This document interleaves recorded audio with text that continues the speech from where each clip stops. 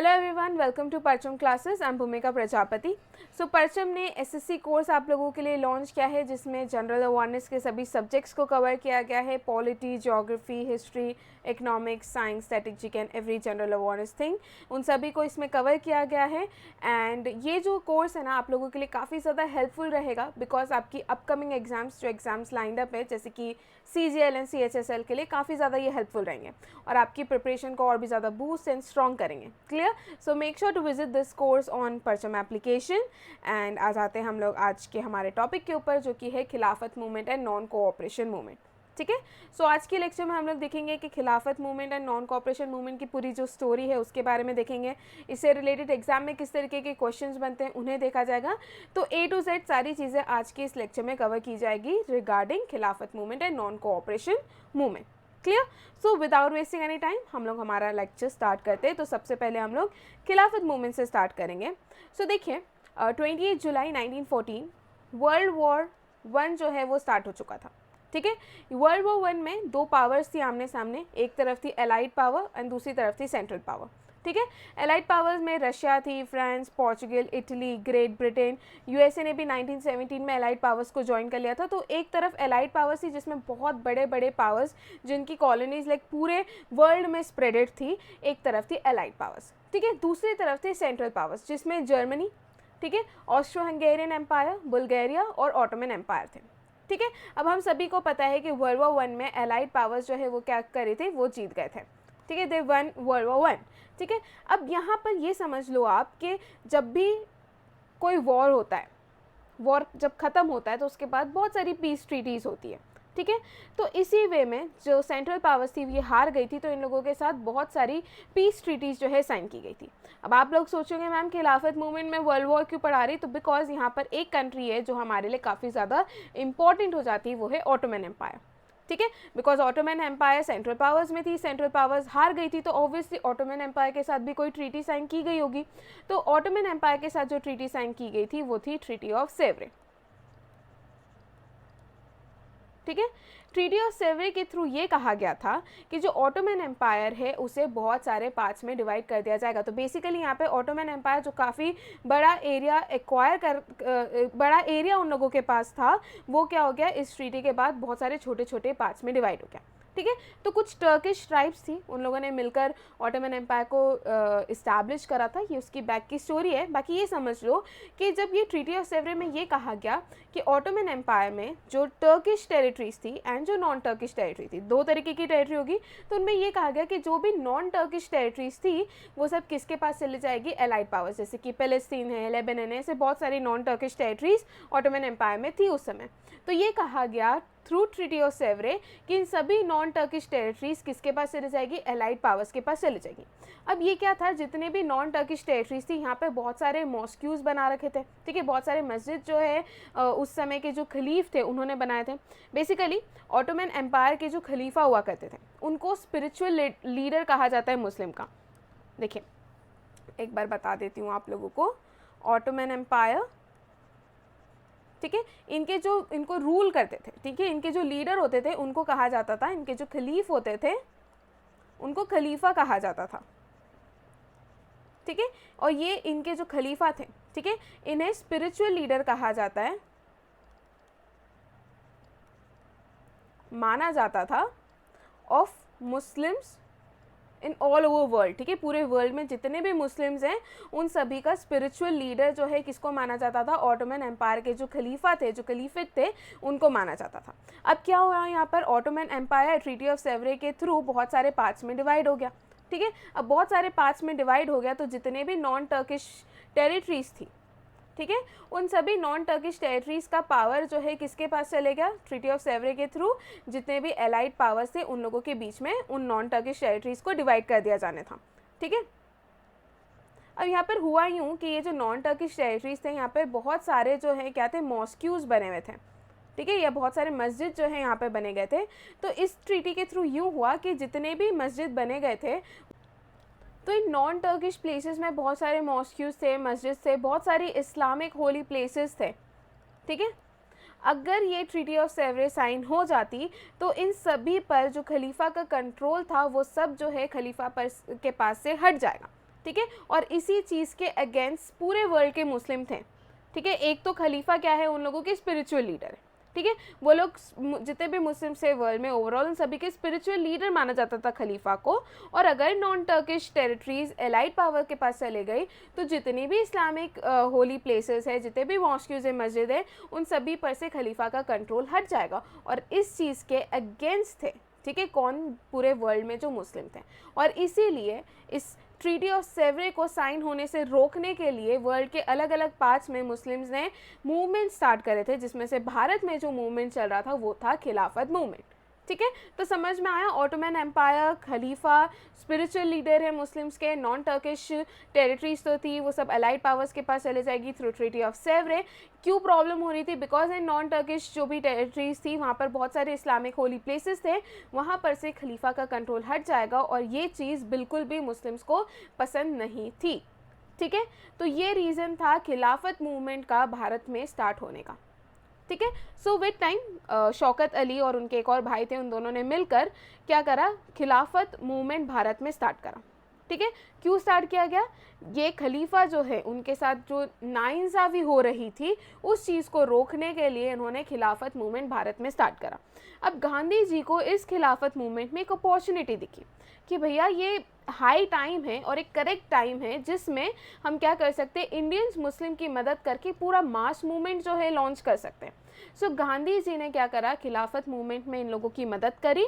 और ये खिलाफत मूवमेंट के बाद जो है गांधी जी को पता चल गया कि भैया मुस्लिम लीग का और मुस्लिम्स का पूरा सपोर्ट है, तो अब मैं क्या कर सकता हूँ, एक मास मूवमेंट लॉन्च कर सकता हूँ। और इसलिए गांधी जी ने 1 अगस्त 1920 को नॉन कोऑपरेशन मूवमेंट शुरू कर दिया, ठीक है। फिर नॉन कोऑपरेशन मूवमेंट चला। नॉन कोऑपरेशन मूवमेंट नाम से ही क्लियर है कि हम कोऑपरेट नहीं करेंगे, आप जो भी चीज़ करोगे हम उसमें कोऑपरेट नहीं करेंगे। तो इसमें कहा गया था कि बच्चों को स्कूल जाने से मना कर दिया गया था, कोर्ट्स जाने से मना कर दिया गया था, जो भी लेजिस्लेटिव असेंबली उनको रिज़ाइन करने के लिए कह दिया गया था। देन जिनको अवार्ड्स मिले हैं अवार्ड वापसी के लिए कहा गया था कि इसी तरीके से हम लोग नॉन कोऑपरेट करेंगे, ठीक है। प्लस इस दौरान बच्चों को स्कूल जाने से नहीं बोलते, तो बहुत सारे स्कूल्स जो हैं नेशनल लेवल पे बहुत सारे स्कूल्स भी इस दौरान भारत में खुले थे, ठीक है। तो इससे बहुत सारी चीज़ें नॉन कोऑपरेशन मूवमेंट में हुई थी। और स्लोली क्या हुआ, 1 अगस्त 1920 से लेकर धीरे धीरे क्या होने लगा, वायलेंस बढ़ने लगा, ठीक है। अब आ गए थे ये लोग, नॉन कोऑपरेशन मूवमेंट चलते चलते 1922 आ गया था। अब यहाँ पर गांधी जी पर प्रेशर बनने लगा कि सर अब हाई टाइम आ गया, आपको सिविल डिसोबीडियंस मूवमेंट जो है लॉन्च कर देना चाहिए और हमें अब आज़ादी मिल जानी चाहिए, ये लोगों के वर्ड्स थे उस समय। तो यहाँ पर गांधी जी को प्रेशराइज़ किया जाने लगा कि आपको आगे अब दूसरे स्टेप्स लेने चाहिए। नॉन कोऑपरेशन मूवमेंट चलते चलते जो है ऑलमोस्ट 2 साल हो चुके हैं, ठीक है। तो यहाँ पर गांधी जी को प्रेशराइज़ करने के बाद, और देखिए धीरे धीरे ना, देखो जैसे जैसे मूवमेंट जो है स्टार्ट होता है, इनिशियली गांधी जी का हमेशा यही था कि वायलेंस मत करो, ठीक है। हम जो भी मूवमेंट करेंगे उसमें हम वायलेंस को इनकलकेट नहीं करेंगे, ठीक है। बट स्लोली क्या होता है, कुछ लोगों को समझ में ही नहीं आती डेफिनेशन वायलेंस की, ठीक है, कि हमको नॉन वायलेंस करना ही नहीं है, उनको सिर्फ वायलेंस समझ में आता है। तो उसमें उस कारण क्या हुआ कि स्लोली वायलेंस बढ़ रहा था, ये गांधी जी को दिख रहा था। बट स्टिल उनको प्रेशराइज किया जा रहा था कि आप सिविल डिसोबीडियंस मूवमेंट लॉन्च कर दो, अब ना बिल्कुल मूवमेंट पीक पर आ चुका है। तो इसलिए गांधी जी ने प्रेशराइज लोगों के सबने उनको प्रेशराइज करा और गांधी जी ने कहा ठीक है, मैं फरवरी 1922 में सिविल डिसोबीडियंस मूवमेंट को लॉन्च करूंगा, ठीक है। गांधी जी ने अनाउंस करा कि अब मैं फरवरी 1922 में सिविल डिसोबीडियंस मूवमेंट लॉन्च करने वाला हूँ। ठीक, इस अनाउंसमेंट के कुछ दिन बाद 5 फरवरी 1922 को एक इंसिडेंट होता है, that is Chauri Chaura incident, जिसमें 22 पुलिसमैन को जिंदा जला दिया गया था बाय इंडियंस, ठीक है। और ये इंसिडेंट सुनकर कि 22 पुलिसमैन को जिंदा जला दिया गया, इस इंसिडेंट को सुनकर गांधी जी बौखला गए। उनको लगा यार मैं यहाँ चिल्लाया जा रहा हूँ कि हमें वायलेंस नहीं करना, तुम लोगों ने जिंदा लोगों को जला दिया, ठीक है। इस कारण से इस इंसिडेंट की इन्फॉर्मेशन मिलते से ही गांधी जी ने कहा कि मैं नॉन कोऑपरेशन मूवमेंट को सस्पेंड कर रहा हूँ, आगे इस मूवमेंट को कंटिन्यू नहीं करूँगा, सिविल डिसोबीडियंस मूवमेंट तो तुम लोग भूल ही जाओ, राइट। तो इस तरीके से नॉन कोऑपरेशन मूवमेंट जो है उसे विड्रॉ कर दिया गया था after Chauri Chaura incident. And देखिए जब गांधी जी ने कोई बहुत बड़ा मूवमेंट विड्रॉ करा है, ठीक है, भारत में जो रेवोल्यूशनरी एक्टिविटीज़ हैं उसका राइज देखने को मिला है, ठीक है। बात की चीज़ें हम लोग बाद में डिस्कस करेंगे उन चीज़ों को, बट अभी यहाँ पर आप लोग समझ गए, मैंने पूरा बता दिया कि खिलाफत मूवमेंट कहाँ से शुरू हुआ है, नॉन कॉपरेशन मूवमेंट कैसे शुरू हुआ, कैसे एंड हुआ, ये एक उसकी पूरी स्टोरी थी, राइट। अब हम वन बाय वन जो है स्लाइड में से सारी चीज़ों को देखेंगे। ये चीज़ समझ गए, 28 जुलाई 1940 वर्ल्ड वॉर 1 जो है वो स्टार्ट हुआ था। किसके बीच में था, तो allied power versus central power थी। जीता कौन था, एलाइड पावर। ऑटोमन एम्पायर के साथ ट्रीटी ऑफ सेवरे हुई थी। ट्रीटी ऑफ सेवरे के थ्रू ये कहा गया था कि जितने भी नॉन टर्किश टेरिटरीज है वो एलाइड पावर के पास आ जाएगी, एंड ऑटोमन एम्पायर को छोटे छोटे पार्ट्स में डिवाइड कर दिया गया था। प्रॉब्लम यहाँ पे ये क्रिएट हो रही थी कि नॉन टर्किश टेरिटरीज में बहुत सारे इस्लामिक होली प्लेसेस थे, बहुत सारे मॉस्क्यूज थे, बहुत सारे मस्जिद थे, जहाँ पर से अगर एलाइड पावर्स के पास ये टेरिटरी चले जाएगी तो जहाँ पर से खलीफा जो है उनका कंट्रोल हट जाएगा, और इस चीज़ के अगेंस्ट वर्ल्ड के बहुत सारे पार्ट्स में मूवमेंट जो है शुरू किए गए थे कि ये ट्रीटी ऑफ सेवरे साइन नहीं होनी चाहिए, but still treaty of Sevres sign हो जाता है। खलीफा से उनकी पोस्ट ले ली जाती है, उनको हटा दिया जाता है, और बहुत सारी चीज़ें होती, ठीक है। तो अब हम वन बाय वन देखते हैं, क्लियर। अब देखिए, मास मूवमेंट की बात करूँ तो 2 मास मूवमेंट ऑर्गेनाइज हुए थे 1922 में, ठीक है, to oppose the British rule in India. वो कौन से मूवमेंट थे, तो एक था खिलाफत मूवमेंट और दूसरा था non cooperation movement, right. The movements despite having different issues, देखिए खिलाफत मूवमेंट का अपना एक इशू था, इनका इशू था कि खलीफा से उनकी पोस्ट ना ली जाए, और नॉन कोऑपरेशन मूवमेंट का अपना एक इशू था, इनका था कि हमें तो आज़ादी चाहिए, ठीक है। तो दोनों के इश्यूज अलग अलग थे, बट फिर भी एक यूनिफाइड प्लान ऑफ एक्शन था कि हमें नॉन वायलेंस और नॉन कोऑपरेशन के थ्रू दोनों की जो भी मकसद है उसे फुलफिल करना है, क्लियर। तो this time period saw the unification of Congress and Muslim league. Many political demonstration took place with a joint effort of both of these parties, right. अब देख लेते हैं कॉजेज ऑफ द मूवमेंट, कि इन movements के होने के causes क्या थे। पहली चीज़, इसके पहले 2 इम्पॉर्टेंट जो है इंसिडेंट हुए हैं जिस कारण से लोग ऑलरेडी काफ़ी ज़्यादा भड़के हुए थे। एक था रोवलैक्ट एक्ट का इम्पोजिशन, ठीक है, जिसमें मार्शल लॉ इम्पोज करा गया था पंजाब में, जिस कारण से जलियनवाला बाग मैसेकर जो है हुआ था, और इसमें ब्रूटली लोगों को मारा गया था, ठीक है, आग लगा दी गई थी, and it expose the brutal and uncivilised face of foreign rule. तो एक तो यहाँ पे पूछा गया कि ये मूवमेंट के स्टार्ट होने के कारण क्या है। तो पहला तो गवर्नमेंट हॉस्टिलिटीज़, हमें पता है कि ऑलरेडी इसके पहले रोवलैक्ट एक्ट हो चुका था, जलियनवाला बाग मैसेकर के कारण लोग काफ़ी ज़्यादा भड़के हुए थे, राइट। और उसके बावजूद भी जो पर्सन इस पूरे जलियनवाला बाग मैसेकर के लिए रिस्पॉन्सिबल था, उसे House of Lords, that is a British parliament में, he was endorsed for his action. तो ये सारे रीज़न थे जिस कारण से लोग काफ़ी ज़्यादा फ्रस्ट्रेटेड थे। उसके बाद मोंटेगू केम्स फॉर रिफॉर्म से भी काफ़ी ज़्यादा एक्सपेक्टेशंस थी, तो उन एक्सपेक्टेशंस को भी ये लोग सेटिस्फाई नहीं कर पाए थे। फिर इकोनॉमिक हार्डशिप्स, ठीक है, वर्ल्ड वॉर 1 के चलते जो है बहुत सारी प्रॉब्लम्स जो है, जैसे कि खाने को चीज़ें नहीं मिल रही थी, टैक्सेस को काफ़ी ज़्यादा बढ़ा दिया गया था। तो ऐसे बहुत सारे इकोनॉमिक हार्डशिप्स जो है फेस करने पड़ रहे थे लोगों को पोस्ट वॉरियर्स, ठीक है। तो जो इकोनॉमिक सिचुएशन थी कंट्री की in the post warriors had became alarming with a rise in prices of commodities, decrease in production of Indian industries, and taxes के बर्डन और रेंट्स तो इतने ज़्यादा बढ़ गए थे कि आप लोगों को अंदाज़ा भी नहीं है, ठीक है। फेमाइन भी बहुत सारे पार्ट में आया था, बिकॉज इंडिया का पूरा खाना वहाँ पर जो वॉर में लोग पार्टिसिपेट कर रहे थे उन लोगों को भेज दिया जाता था, ठीक है। तो इस कारण से काफ़ी ज़्यादा इकोनॉमिक हार्डशिप्स भी फेस करनी पड़ी थी। So almost all section of society they suffered economic hardship due to war, and this strengthened the anti-British attitude। और यहीं से लोग, एक तो फ्रस्ट्रेशन, बहुत सारा एंगर था, बहुत ज़्यादा गुस्सा था हर चीज़ को लेके, Rowlatt Act, Jallianwala Bagh massacre, Montagu Chelmsford reform से डिससेटिस्फाई थे वो लोग, बिल्कुल भी सेटिस्फेक्शन उनको नहीं मिला था। डिमांड किसी और चीज़ की गई थी, उस चीज़ पे तो ध्यान ही नहीं दिया गया था, बिकॉज इंडियंस को सेल्फ गवर्नमेंट चाहिए था और उनको चिपका दिया गया था रिस्पॉन्सिबल गवर्नमेंट। तो ऐसी बहुत सारी चीज़ें हो रही थी जिस कारण से हम लोग काफ़ी ज़्यादा फ्रस्ट्रेटेड थे, डिससेटिस्फाई थे, इकोनॉमिक हार्डशिप्स फेस करनी थी। तो आप कह सकते हैं कि ये कहीं ना कहीं कॉजेज़ थे मूवमेंट के, ठीक है। तो देखिए, अब हम समझ गए कि कॉजेज़ क्या थे मूवमेंट के, कौन कौन से मास मूवमेंट लॉन्च किया गया था। अब हम देख लेते कि खिलाफत या कैलिफेट इशू क्या था, राइट। तो the Turkish alliance against British, जो मुस्लिम्स थे all over the world including India regarded the sultan of Turkey as a spiritual leader, ठीक है। पूरे वर्ल्ड के जितने मुस्लिम्स थे इंक्लूडिंग इंडिया, उन सभी के लिए जो टर्की के सुल्तान थे वो उनके स्पिरिचुअल लीडर थे, ठीक है। उनको खलीफ कहा जाता था, ठीक है। So during the first world war Turkey had allied with Germany, तो उन्होंने जर्मनी के साथ अलाई किया, ऑस्ट्रिया के साथ अलाई किया against the British. Discontented Indian Muslims, ठीक है, जो इंडियन मुस्लिम्स थे they supported the government during the first world war with an understanding that जितने भी सेक्रेड प्लेसेस है ऑफ ऑटोमन एम्पायर वो खलीफा के हाथ में ही रहेंगे, बट ऐसा नहीं हुआ। जैसे ही नॉन टर्किश टेरिटरीज जो है एलाइड पावर्स के पास चले गई, उसी तरीके से जितने भी इस्लामिक प्लेसेस, जितनी भी सेक्रेड होली प्लेसेस थी, वो सब पे से भी कंट्रोल जो है उन लोगों का चले गया फ्रॉम द हैंड्स ऑफ खलीफा। तो इस चीज़ से वो लोग क्या थे, काफ़ी ज़्यादा डिसकंटेंटेड थे। However, after the war, Ottoman Empire was divided. Turkey जो है was dismembered and खलीफा जो है उनको पावर पर से रिमूव कर दिया गया था, ठीक है। तो बेसिकली खलीफा की पोस्ट जो हुआ करती थी ना, उस पूरे पोस्ट को ही क्या कर दिया गया था, यहाँ पर डिस्ट्रॉय कर दिया गया था। So this angered the Muslims who took it as an insult to the खलीफा, एंड इसलिए अली ब्रदर्स, शौकत अली एंड मोहम्मद अली, इन लोगों ने खिलाफत मूवमेंट जो है स्टार्ट करा था against the British government.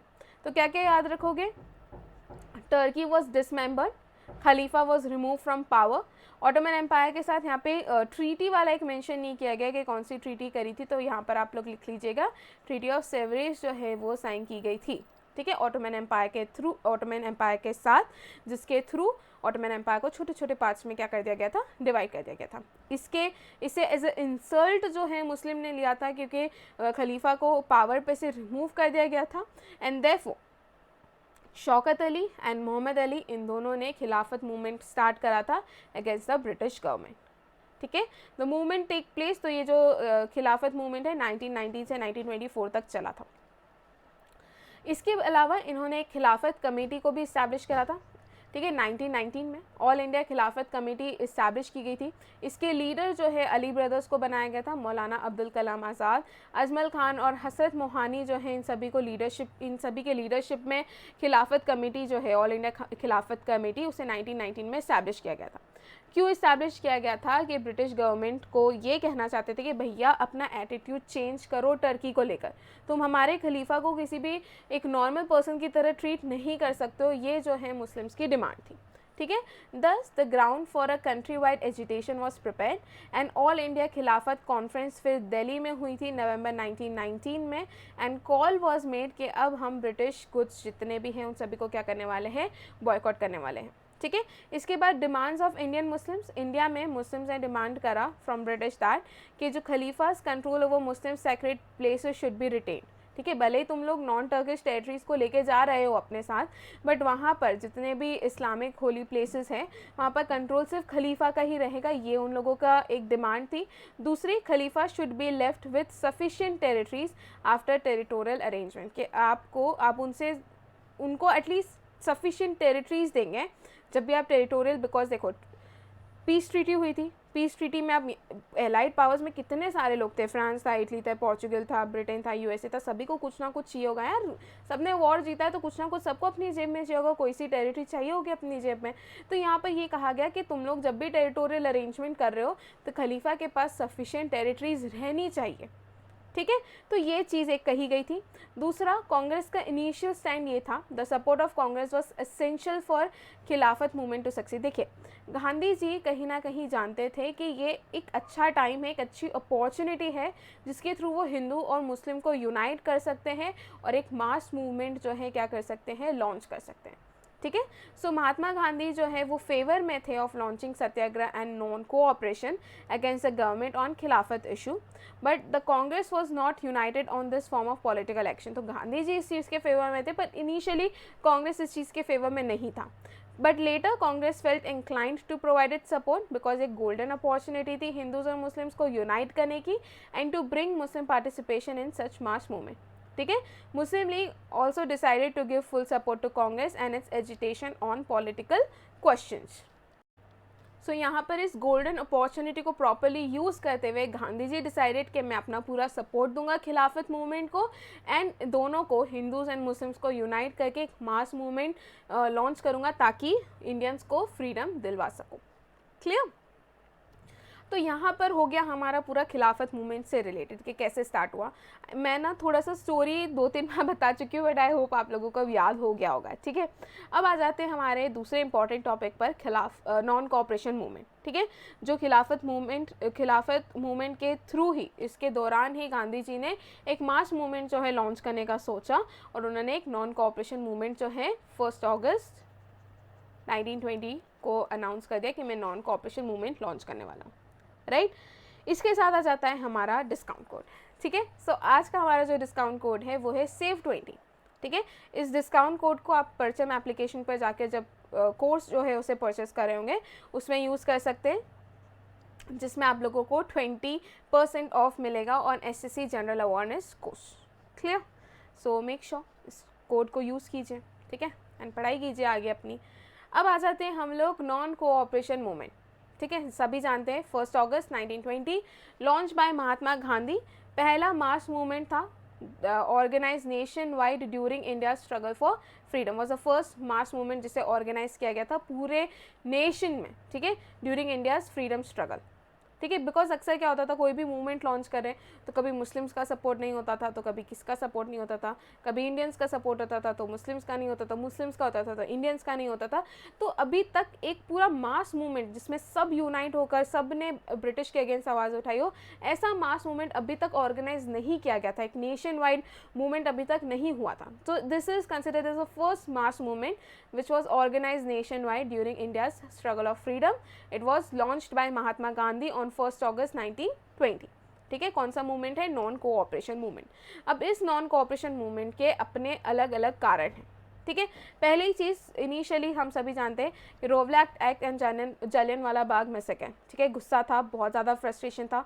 Montagu Chelmsford reform से काफ़ी ज़्यादा सेटिस्फेक्शन थे, बट उन्होंने उन सेटिस्फेक्शन पे वो लोग खरे नहीं उतरे। ठीक है, रोवलैट एक्ट बता चुकी हो। दूसरा, खिलाफत एजिटेशन जो चल ही रहा था, उसके थ्रू एक मास मूवमेंट लॉन्च करना चाहते थे गांधी जी। तो ये सब कुछ कारण थे नॉन कोऑपरेशन मूवमेंट को लॉन्च करने के। ठीक है, अब यहाँ पर देख लेते हैं हम लोग कि वो लोग क्यों डिससेटिस्फाइड थे with the reforms of Montagu Chelmsford. तो वो देख लो। तो पहली चीज़, 1919 में गवर्नमेंट ऑफ इंडिया एक्ट उसे इनैक्ट किया गया था। ठीक है, 1918 मोंटेगू केम्सफोर्ड प्रपोजल रिकमेंडेशन के बेसिस पर।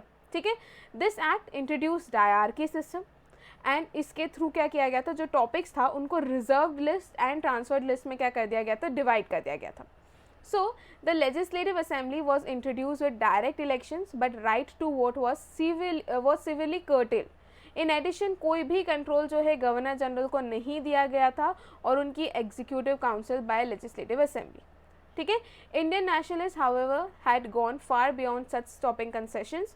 जो इंडियन नेशनल कांग्रेस है, they met under Hasan Imam's presidency at special session in Bombay in August 1918 and condemned the reforms of Montego Kingsford. Instead call for effective self government. यहाँ पे ना Indians को सिर्फ self government चाहिए था और सेल्फ गवर्नमेंट का दूर दूर तक जिक्र जो है मोंटेगू केम्सफोर्ड रिफॉर्म में नहीं किया गया था, इसलिए मेनली वो लोग खुश नहीं थे इन रिफॉर्म से। उसके अलावा उन्होंने डायरकी जो है इंट्रोड्यूस किया था, वो भी कुछ ज़्यादा सक्सेसफुल नहीं रहा था, it was a big failure. तो ये कुछ अपने रीजंस थे जिससे ये लोग सेटिस्फाई नहीं थे मोंटेगू केम्सफोर्ड रिफॉर्म से। राइट, अब हम देख लेते हैं कि नॉन कोऑपरेशन मूवमेंट को लॉन्च कर दिया गया था। ठीक है, कॉजेज हमने देख लिए, Rowlatt Act, Jallianwala Bagh massacre, failure of Montagu या फिर they were not satisfied with Montagu Chelmsford reform and Khilafat agitation. ठीक है, ये सभी कॉजेज थे और इन्हीं का रिजल्ट जो है कि एक बड़ा पॉलिटिकल एक्शन लेना पड़ा, एक मास मूवमेंट जो है लॉन्च करना पड़ा गांधी जी को, which was non cooperation movement. ठीक है, so the above mentioned causes resulted in unrest among the masses anxious to take political action against the British government. Only added fuel to the fire was economic hardship suffered by ordinary Indians. Therefore, 1 August 1920 non-cooperation movement was officially launched. ठीक है, कांग्रेस का Nagpur session था दिसंबर 1920, defined non cooperation programme clearly in detail. तो इस session में clearly बता दिया गया था कि आपको इस मूवमेंट में करना क्या है आखिर। तो डिटेल में बता दिया गया था कि नॉन कोऑपरेशन प्रोग्राम में आप लोगों को क्या करना है। कौन से सेशन में? नागपुर सेशन दिसंबर 1920 में हुआ था। तो यहाँ पर सबसे पहली और सबसे इम्पॉर्टेंट चीज़ जो हुई थी वो ये थी कि कांग्रेस ने अपना गोल जो है शिफ्ट कर दिया था कि देखो पहले इनका गोल था कि हमको सेल्फ गवर्नमेंट चाहिए, ठीक है, किसके थ्रू, कॉन्स्टिट्यूशनल मीन्स के थ्रू। बट अब इन्होंने इस गोल को चेंज करके ये कह दिया कि हमें सेल्फ गवर्नमेंट अभी भी चाहिए, ठीक है, हमें अभी भी सेल्फ गवर्नमेंट हमें अचीव करना है, बट अब जो है हम लोग एक्स्ट्रा कॉन्स्टिट्यूशनल मीन और उसके अलावा थोड़े मूवमेंट्स जो है, थोड़े स्ट्रगल्स करेंगे, थोड़ी आवाज़ उठाएंगे और उसके थ्रू हम लोगों को क्या चाहिए, सेल्फ गवर्नमेंट चाहिए, राइट। तो Congress goal has been shifted from achieving self government through constitutional and legal means to achieving Swaraj through peaceful and legitimate means, ठीक है। तो Congress now had to have 15 member working committee, तो अब कांग्रेस की 15 member working committee होगी जो कि उनके डेली अफेयर्स से जो, देखिए पहले क्या होता था कि कांग्रेस के हर साल जो है सिर्फ दिसंबर में सेशन होता था, ठीक है। अब इन्होंने क्या कर दिया कि यार सिर्फ साल के एक लास्ट मंथ में जो है हम लोग बैठ के डिसाइड करते कि आगे क्या चीज़ें करनी है, उसकी जगह इन्होंने क्या करा कि डेली अफेयर्स के मैटर्स में देखने के लिए कांग्रेस वर्किंग कमेटी बनाई, जिसमें 15 मेंबर्स होंगे जो कि डेली अफेयर्स के पूरी अपडेट रखेंगे और डिसीजन लेंगे बेसिकली, ठीक है। उसके अलावा लिंग्विस्टिकली प्रोविंशियल कांग्रेस कमेटीज़ को भी ऑर्गेनाइज किया गया था। जो मेंबरशिप फीस होती थी, कांग्रेस की मेंबरशिप फीस होती थी, was reduce to 4 years per year to make it possible for the poor to join. Congress was to use Hindi as far as possible. ठीक है, पहले क्या होता था कि कांग्रेस की जो मेंबरशिप फीस है उस कारण से गरीब लोग जो है उसके मेंबर नहीं बन पाते थे। तो यहाँ पर उन्होंने डिसाइड करा कि हम लोग मेंबरशिप फ़ीस को रिड्यूस कर देंगे ताकि दूसरे जो गरीब लोग हैं वो भी इसके पार्ट बन सके, और कांग्रेस जो है अब हिंदी ही यूज़ करेगा एज़ फार एज़ पॉसिबल, ये जो है इस प्रोग्राम में कहा गया था, ठीक है। Now the beginning of non cooperation, so by the repressive measures of Jallianwala Bagh massacre and the denial of justice, Gandhiji observed that the only effective means to vindicate national honor and to prevent a repetition of wrongs in future is the establishment of Swaraj. Gandhi ji का ये मानना था कि पहली चीज़ Jallianwala Bagh incident हुआ, ठीक है, उसके बाद जो है उनको जस्टिस नहीं मिला, ठीक है। वो बंदा जो है was responsible for Jallianwala Bagh massacre, उसे ब्रिटिश पार्लियामेंट में जो है उसे ऑनर दिया जा रहा था, उसके एक्शंस को जस्टिफाई किया जा रहा था, which was wrong according to Gandhi ji. इससे गांधी जी ने ये ऑब्जर्व करा कि लौता ऐसा तरीका है, ठीक है, जिसके थ्रू हम लोग हमारे ऑनर को बनाए रख सकते हैं और फ्यूचर में, ठीक है, कोई ये गलत चीज़ें रिपीट ना हो, उन चीज़ों को रोकने के लिए हमें स्वराज जो है उसे क्या कर देना चाहिए, इस्टेब्लिश कर देना चाहिए, ठीक है। कॉन्सिक्वेंटली नॉन कोऑपरेशन कैंपेन जो है उसे इनॉग्रेट किया गया ये कहते हुए ऑन 1 अगस्त 1920, और मूवमेंट जो है वॉज इनिशिएटेड, स्टार्टिंग में it was initiated in support of खिलाफत मूवमेंट, ठीक है, बिकॉज गांधी जी एक मास मूवमेंट लॉन्च करना चाहते थे। अब हम देखें कि इस मूवमेंट के दौरान आखिर हुआ क्या क्या। पहली चीज़ बहुत क्लियर था गांधी जी का, वायलेंस नहीं होना चाहिए। तो सबसे पहली चीज़ उन्होंने ये करा था, spread of non violence message, ठीक है, वायलेंस उनको बिल्कुल नहीं चाहिए था। तो millions of country man they stopped their work on the days as mark of their support to Gandhi and as antipathy towards the government. Gandhi along with Ali brothers made extensive tours to preach the message of national unity, non-cooperation with the government. इसके अलावा obviously cooperate नहीं करना है, तो cooperate अगर हम नहीं कर रहे तो बहुत सारी चीज़ों को बॉयकॉट किया गया था इस मूवमेंट के थ्रू, जैसे कि बॉयकॉट ऑफ ब्रिटिश टाइटल्स देखने को मिला था, ब्रिटिश गुड्स को बॉयकॉट किया गया था। Then the programme of non cooperation, इसमें क्या क्या था, पहली चीज़ कि जितने भी टाइटल्स अवार्ड्स किसी को मिले हैं उन अवार्ड्स जो है उनकी वापसी की जाने को कहा गया था। तो surrender of British titles and honours कहा गया था। Boycott of British courts, legislatures, educational institutes as well as boycott of foreign made goods, इन सभी चीज़ों को बॉयकॉट करने को कहा गया था। People lit public bonfires of foreign cloth. The imports of foreign cloth fell drastically between 1920 and 1922. Promotion of स्वदेशी चीज़ों को प्रमोट किया जा रहा था। देखो ये चीज़ मैं ऑलरेडी आप लोगों को समझा चुकी हूँ कि जब आप फॉरेन गुड्स को बॉयकॉट करोगे तो उन गुड्स को अगर आप बॉयकॉट करो तो आपको रिटर्न में कुछ इंडिया का, कुछ भारत का, कोई तो स्वदेशी चीज़ चाहिए जिसे आप उसके एक्सचेंज में यूज़ कर सको, ठीक है। तो जब बॉयकॉट हुआ है फॉरेन गुड्स का, तब स्वदेशी का प्रमोशन आपको देखने को मिलेगा, ठीक है। बहुत सारी फैक्ट्रीज भी इस्टेब्लिश होती हुई देखने को मिलेगी, ठीक है. So the boycott led to promotion of swadeshi goods specially hand spun and hand woven khadi clothes, the removal of untouchability, promotion of Hindu Muslim unity and abstention of alcoholic beverage. ठीक है. इसके अलावा चरखा जो है वो एक हाउस होल्ड आर्टिकल बन चुका था. तो इतनी चीज़ें जो है इस मूवमेंट के दौरान हुई थी. ठीक है. अब लोगों का रिस्पॉन्स क्या रहा इस मूवमेंट को लेके वो देख लेते हैं. पहली चीज़, students in thousands they left schools and colleges, जो कि which was established by British government, and they joined the movement in large number. तो स्टूडेंट्स ने काफ़ी बढ़ चढ़ कर जो है इस मूवमेंट में पार्टिसिपेट करा. उसके बाद middle class people, they initially led the movement but later showed a lot of reservations about Gandhi's programme. Initially जो है उन्होंने पार्टिसिपेट करा था but later they showed a lot of reservations about Gandhi's programme. ठीक है. उसके बाद बिजनेसमैन की बात करें तो economic boycott received support from the Indian business group because they had benefited from the nationalist emphasis on the use of स्वदेशी. ठीक है. सो इकोनॉमिक बॉयकॉट के कारण क्या हुआ, इकोनॉमिक बॉयकॉट को काफ़ी ज़्यादा सपोर्ट जो है मिला. ठीक है. जो जितने भी इंडियन बिजनेस ग्रुप थे, बिकॉज जब फॉरेन प्रोडक्ट्स को बॉयकॉट किया गया तो उस कारण से स्वदेशी का प्रमोशन काफ़ी ज़्यादा हो रहा था, तो उन लोगों को काफ़ी सपोर्ट मिल रहा था. तो इसलिए बिजनेसमैन जो है वो भी काफ़ी खुश थे और उनका भी काफ़ी अच्छा रिस्पॉन्स रहा है इस मूवमेंट में. इसके अलावा peasants, there was a massive participation by the peasants. However, it further led to confrontation between the lower and upper caste. बाद में ये चीज़ें हुई बट इनिशियली इन्होंने लार्ज ग्रुप में, मतलब बड़े अमाउंट में सभी ने क्या करा था, पार्टिसिपेट करा था. The movement gave an opportunity to the toiling masses to express their real feelings against the British as well as their masters and oppressors. ठीक है. इसके अलावा वुमेन्स जो हैं उन्होंने भी पार्टिसिपेट करा in large number. They gave up purdah and offered their ornaments for the Tilak fund. ठीक है. एक तिलक फंड जो है बेसिकली शुरू किया गया था, उसमें उन लोगों ने अपने ऑर्नामेंट्स, वो भी जो भी ज्वेलरीज पहनते थे वो सब जो है तिलक फंड में डाले थे. They took active part in picketing before the shop selling foreign clothes and liquor. तो वो लोग क्या करते थे, जो भी shops foreign clothes and foreign products बेच रहे होते थे या लिकर बेच रहे होते थे, उनके सामने जो है वो लोग धरना करते थे. फिर उसके अलावा जो तिलक स्वराज फंड जो है, इसे महात्मा गांधी ने अनाउंस करा था 1 साल के लिए. ठीक है. ताकि इसमें जितना भी फंड इकट्ठा होगा उसे नॉन कोऑपरेशन मूवमेंट के लिए क्या किया जाएगा, यूज़ किया जाएगा. तो तिलक स्वराज फंड किसने अनाउंस करा था, तो महात्मा गांधी ने अनाउंस करा था.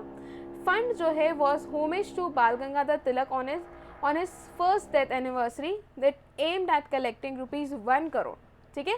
To help India's freedom struggle and resistance to British rule, as I said before.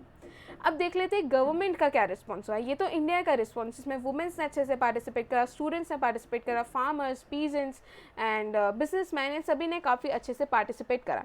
Government का क्या रिस्पॉन्स है, क्या एक्सपेक्ट कर रहे हो, मास मूवमेंट चल रहा होगा तो ये अपनी ब्रूटल साइड दिखाएंगे. ठीक है. ये ऑपरेस करने के लिए मूवमेंट को हर हद तक गिर सकते हैं. ठीक है. सो police they resorted to firing which took the lives of number of people. Congress and Khilafat volunteer organisations, उनको अनलॉफुल और इलीगल जो है डिक्लेयर कर दिया गया था. पब्लिक मीटिंग्स को बैन कर दिया गया था. जितने भी बड़े बड़े लीडर्स थे, ठीक है, barring Gandhi ji, they were arrested. Right. तो ये क्या था, गवर्नमेंट रिस्पॉन्स.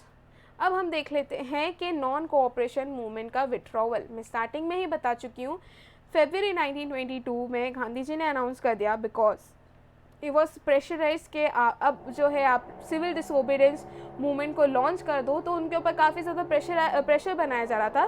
तो गांधी जी ने अनाउंस ही करा था कि मैं सिविल डिसोबीडियंस मूवमेंट लॉन्च करूंगा.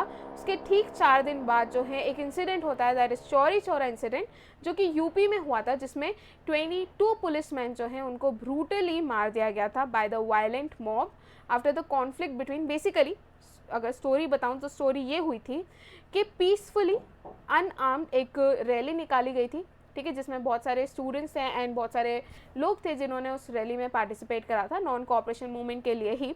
बट दैन टू वहाँ पर जो गवर्नमेंट थी, जो पुलिसमैन थे, उन लोगों ने उन पर लाठी चार्ज कर दिया, उन लोगों को मारना शुरू कर दिया. ठीक है.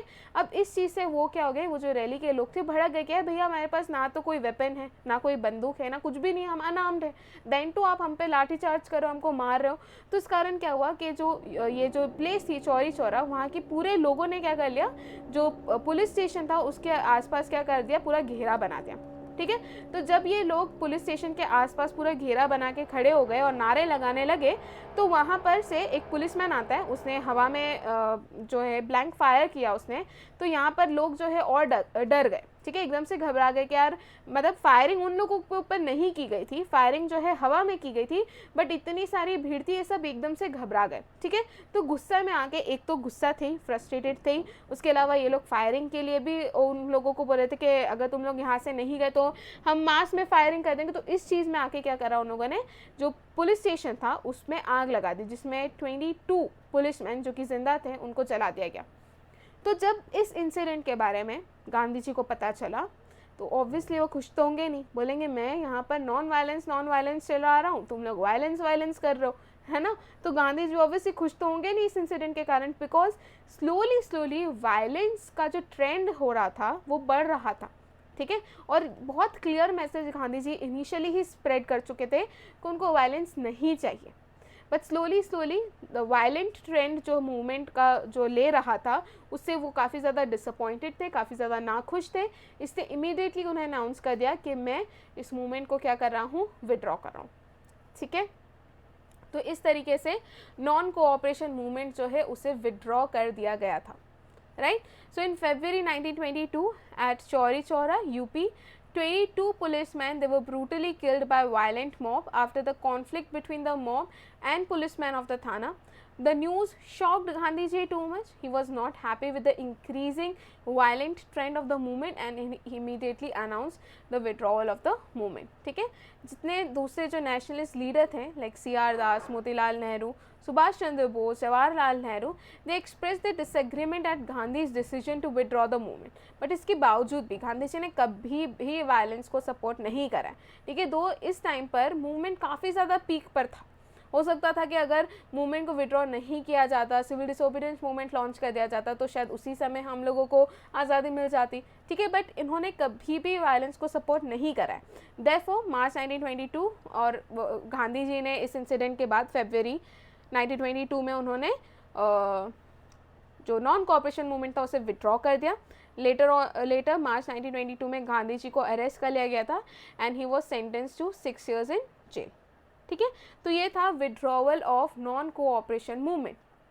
अब यहाँ पर आप लोगों को मिल जाएगा चौरी चौरा इंसिडेंट की पूरी जो स्टोरी है कि हुआ क्या था, वो यहाँ पे मिल जाएगा। तो एक Congress Khilafat procession that took place at Chauri Chaura in UP, district of Gorakhpur, 5th February 1922. Irritated by some policemen's behavior, they were attacked by a crowd section. Police जो है they opened fire on the unarmed procession in retaliation. उन लोगों के पास किसी भी तरीके का कोई वेपन नहीं था, स्टिल उन लोगों के ऊपर जो है ओपन फायरिंग कर दी गई। Instigated by this the whole procession जो है उन्होंने पुलिस स्टेशन पर अटैक करा एंड ए मॉब जो है that set fire to the building when the police hid inside the police station.